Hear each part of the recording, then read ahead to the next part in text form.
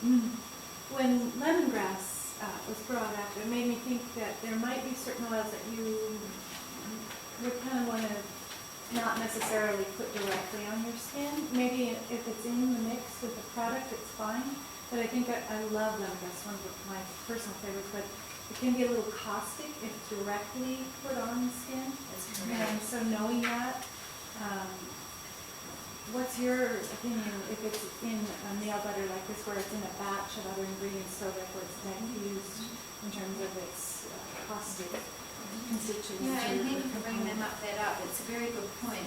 Of course, before you use any essential oil, it's important to be aware of any contraindications or any potential for it to, cause sensitization or photosensitivity. That's another important thing to think about.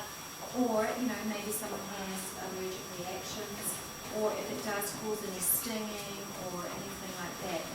I mean, anytime you use an essential oil, you really want to think about those contraindications. So, for example, lemongrass applied directly to the skin, undiluted, can cause sensitivity. Just as if you were going to put cinnamon on your skin. It's always a good idea to do a skin patch test if you're really going to be using essential oil therapeutically. When you dilute it in something like this recipe, the hand and nail butter, you're not really going to have the same issues with concentration. It's diluted, it's very diluted. You're really not going to have that same sort of problem. But that is a very good point. One thing I would say, however, is it's really important to think about photosensitivity. So, like we talked about citrus, and if you like citrus, you might think about choosing something like bergamot. Now, bergamot oil does cause photosensitivity. Doesn't anyone know what I'm talking about when I say photosensitivity? It's kind of like a sunburn? Or yeah, it makes you more susceptible to UV rays. And I am really surprised at how severe that can be. I've actually seen the result of somebody using a Lancome product.